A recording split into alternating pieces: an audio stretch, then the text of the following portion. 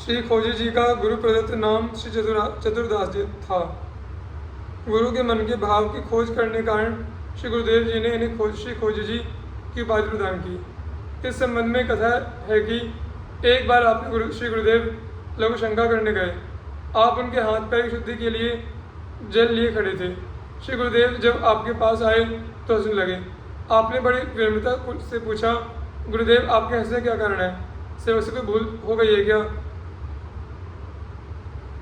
इस पर गुरुदेव बोले, अरे तू कैसा शिष्य है जो गुरु के मन की बात नहीं जान सकता। जब मेरे मन की बात जान लेना तभी मेरे पास आना।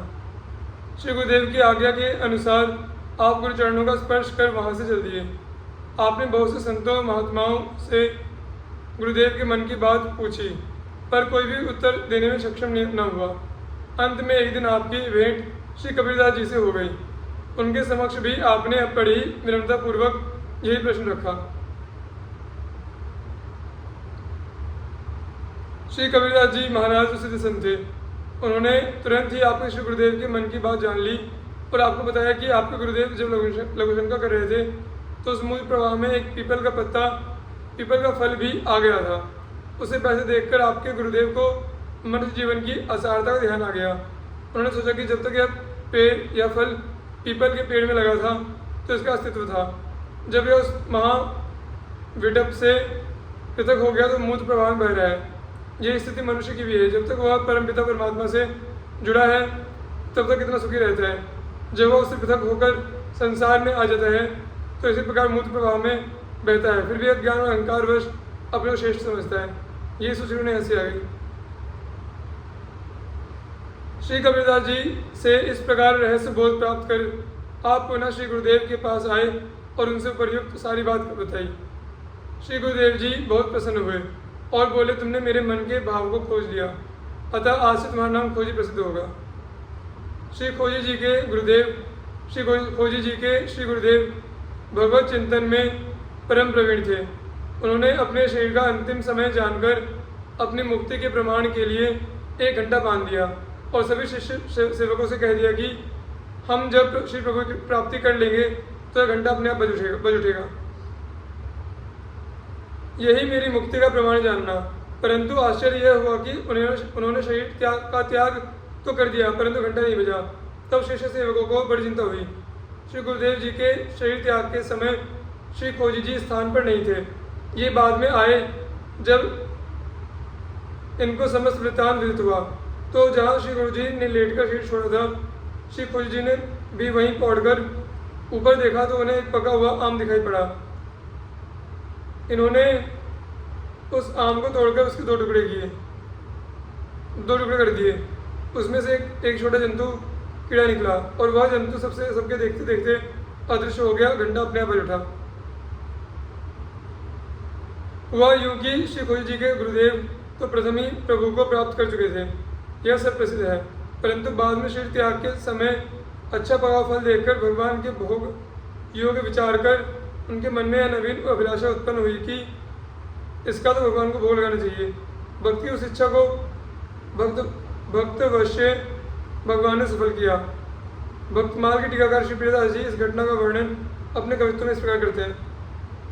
खोजी जू के गुरु हरि भावना प्रवीण महा दे अंत समय बांधी घंटा सो प्रमानिये।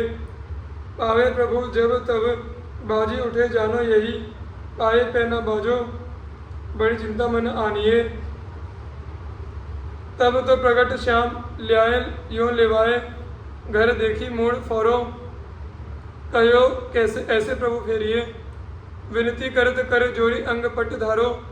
भारो बोझ पर्यो लियो चीर मात्र हेरिए। 101 वर्ष इसी पृथ्वी पर रहकर राका जी वैशाख शुक्ल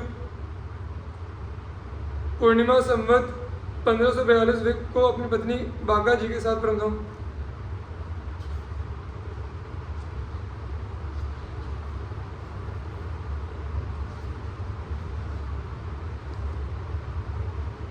भक्तमाल के टीकाकार श्री प्रियदास जी इस घटना का वर्णन अपने कवित्व में इस प्रकार करते हैं। खोजी जू के गुरु हरि भावना प्रवीण महा देह अंत समय बांधी घंटा सो प्रमाणिये। पावे प्रभु जब तब बाजी उठे जानो यही। पाए पहना बाजो, बड़ी चिंता मन आनिए। तन त्याग बेर नहीं खुदे फेरी, पाछे आए वाही ठौर पौड़ी देखियो। आम पक्यो मानिए, तोरी ताके टूक किए। छोटो एक जंतु मध्य गयो सो बिलाए, बाजी उठो जग जानिए। शिष्य की तो योग्यताई, नीके मन आई अजो गुरु की। प्रबल एपे नेकु घट क्यों भई, सुनो या की बात मन बात। वती गति कही सही लय दिखाई, और कथा अति रसमयी। ये तो प्रभु पाए चुके प्रथम प्रसिद्ध पाछे, आशो फल देखी हरि जो उपजी नहीं। इच्छा से सफल श्याम भक्त वश करी वही, रही पूर्व पक्ष सब बिथा पुर की गई। इस प्रकार श्री खोजी जी में संत निष्ठा और गुरु भक्ति का अपूर्व संगम परिलक्षित होता है।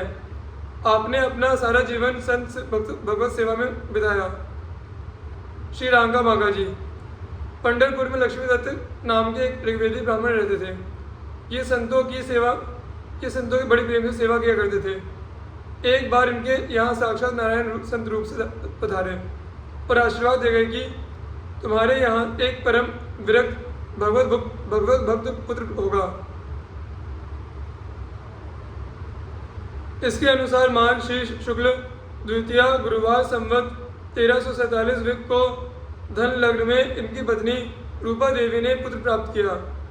यही इनके पुत्र महाभागवत रांगा जी हुए। पंढरपुर में यही वैशाख कृष्ण सप्तमी बुधवार संवत 1351 विक को कर्क लग्न में श्री हरिदेव ब्राह्मण के घर एक कन्या ने जन्म लिया। किसी कन्या का विवाह समय आने पर रांगा जी से हो गया। रांगा जी की इन्हीं पतिव्रता भक्तिमती पत्नी का नाम उनके प्रखर वैराग्य के कारण बागा हुआ। रांगा जी का भी रागा नाम उनकी अत्यंत कंगाली रंगता के कारण ही पड़ा था।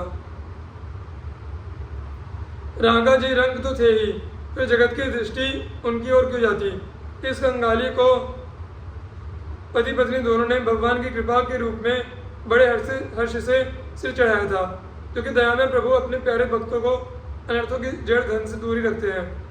दोनों जंगल से चुनकर रोज सूखी लकड़ियां ले आते और उन्हें बेचकर जो कुछ मिल जाता उसी से भगवान की पूजा करके प्रभु के प्रसाद से जीवन निर्वाह करते थे।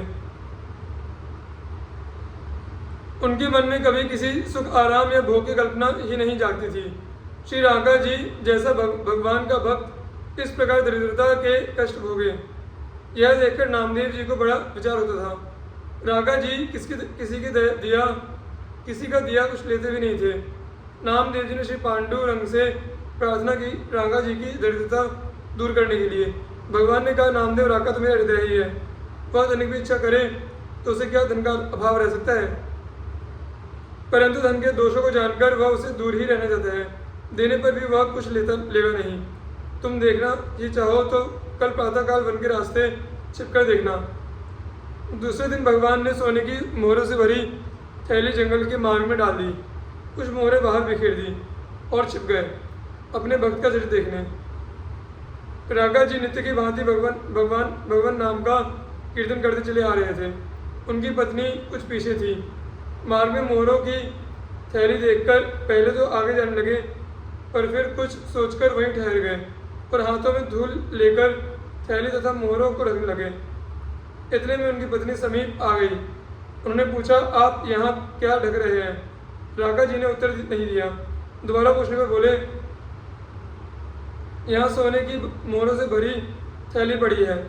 मैंने सोचा कि तुम पीछे आ रही हो, कहीं सोना देखकर तुम्हारे मन में लोभ न आ जाए, इसलिए से धूल से ढके देता हूँ। धन का लोभ मन में आ जाए तो फिर भगवान का भजन नहीं होता। पत्नी यह बात सुनकर हंस पड़ी और बोली, स्वामी सोना भी तो मिट्टी ही है, आप धूल से धूल को क्यों ढक रहे हैं? रांगा जी झट उठ खड़े हुए। पत्नी की बात सुनकर प्रसन्न होकर बोले, तुम धन्य हो, तुम्हारे वैराग्य बांका है। मेरी बुद्धि में तो सोना और मिट्टी में भेद भरा है। तुम मुझसे बहुत आगे बढ़ गई हो।